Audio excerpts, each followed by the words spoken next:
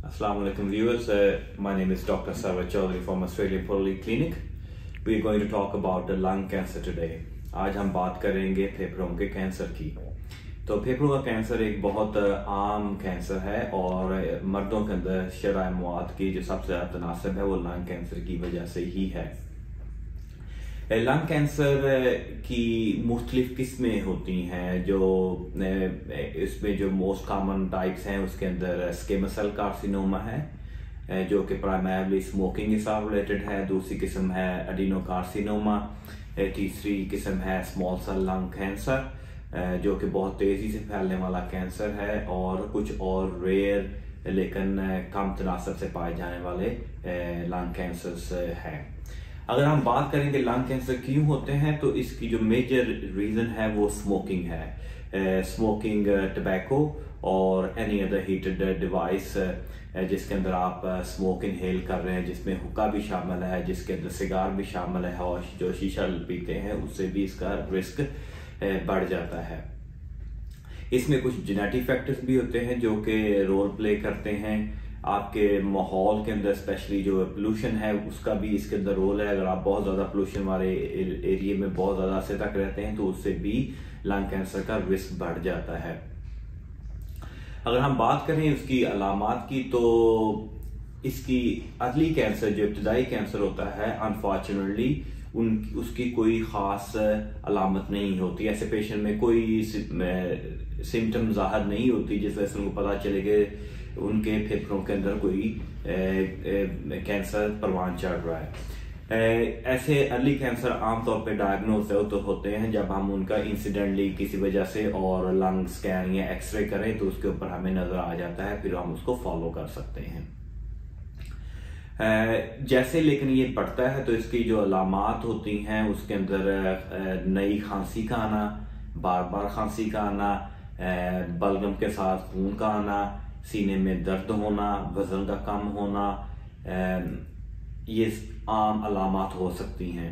इसके अलावा अगर लंग का कैंसर फैल जाए तो उसकी अपनी अलामात भी हो जाती हैं, जैसे कि परसिस्टेंट ब्रेथलेसनेस हो सकती है, सांस का फूलना है, आपके लिम्फ नोड का बढ़ जाना गर्दन में या क्लेविकल्स के ऊपर या किसी और जगह पे। और अगर लंग कैंसर फैल के अगर ब्रेन में चला जाए तो उसकी अलामात हो सकती हैं। अगर जिगर में चला जाए या पेट में चला जाए तो उसकी अलामात, और अगर हड्डियों में चला जाए तो हड्डियों के दर्द के साथ भी प्रेजेंट कर सकता है।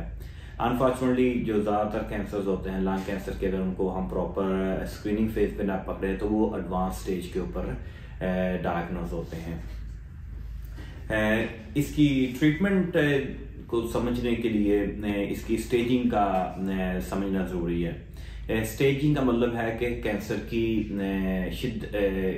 कितना फैला है जिस्म के अंदर। जो लंग कैंसर स्टेज 1 का होता है वो generally less than 3 centimetre tumour होती है जो कि लंग्स के अंदर ही होती है, एक जगह पे महदूद होती है और आमतौर पर इस कैंसर की कोई अलामत भी नहीं होती। और इसके साथ जो लिम्फ नोड होते हैं फेफड़ों के साथ वो भी इन्वॉल्व नहीं हुए होते।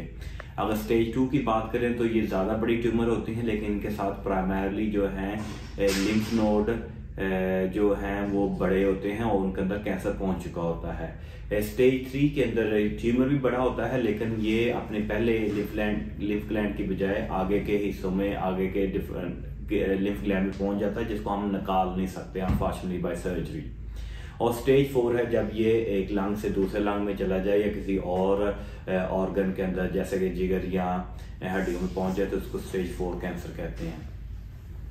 इसकी तशखीस के लिए हमें स्कैन चाहिए होता है जिसमें इनिशियली चेस्ट एक्सरे लेकिन प्राइमरली हम सीटी स्कैन इस्तेमाल करते हैं कि आइडेंटिफाई करने के लिए कहाँ पे ट्यूमर है। उसकी फाइनल किस्म को डिफाइन करने के लिए हमें बायोप्सी की ज़रूरत होती है जो कि हम मुख्तलिफ तरीकों से कर सकते हैं। एक तरीका होता है ब्रोंकोस्कोपी जिसमें कैमरा एग्जामिनेशन होता है, जिसमें कैमरा आपके फेफड़ों के अंदर जाता है, उससे हम उसकी बायोप्सी करते हैं। दूसरा तरीका होता है कि सीटी स्कैन में स्किन से सुई गुजार के हम उसकी बायोप्सी करते हैं। और तीसरा होता है और जगह पे कैंसर पहुंचा हो तो वहाँ से भी उसकी बायोप्सी कर सकते हैं। एक और कैमरा एग्जामिनेशन होता है जिसको हम एंडोब्रोंकियल बायोप्सी कहते हैं या ईबास कहते हैं। उसके अंदर जो लिम्फ ग्लैंड होते हैं विंड पाइप के साथ आपके जो सांस की बड़ी नाली के अराउंड हम उनको इजीली बायोप्सी कर सकते हैं। इसका रिस्क भी कम होता है और इससे हमें कैंसर की स्टेजिंग के अंदर भी मदद मिलती है। तो अगर हमारा कैंसर का डायग्नोसिस हो गया है, हमने स्टेजिंग कर ली है, तो बात आती है कि उसकी ट्रीटमेंट की। जो ट्रीटमेंट है वो डिपेंड करती है स्टेज के ऊपर। अगर स्टेज 1 कैंसर है तो उसके अंदर सिर्फ सर्जरी की जाती है। स्टेज 2 के अंदर सर्जरी और कई दफ़ा कीमोथेरेपी की जाती है। स्टेज 3 के अंदर कीमोथेरेपी प्राइमरली और रेडिएशन दी जाती है और स्टेज 4 के अंदर सिर्फ कीमोथेरेपी दी जाती है। अगर हम बात करेंगे इसका प्रोग्नोसिस या इसके बचने के चांसेस कितने हैं तो वो भी मुख्तलिफ होते हैं। स्टेज 1 के अंदर अबाउट 80% लोग 5 साल तक बच जाते हैं। स्टेज 2 में अबाउट 60% है। स्टेज 3 में अबाउट 40% और लेस देन 10% होते हैं अगर स्टेज 4 कैंसर डायग्नोस हो। 5 ईयर सर्वाइवल की हम बात कर रहे हैं। तो लंग कैंसर जैसे आपने देखा कि अगर ये लेट स्टेज में पहुंचे तो इसके अच्छे खासे साइड इफेक्ट्स और लाइफ प्रोग्नोसिस भी कम हो जाता है। तो अगर आप कंसर्न हैं, स्पेशली अगर आप हैवी स्मोकिंग करते हैं, आपको फेफड़ों की डिजीज है, तो you can think of lung cancer screening to.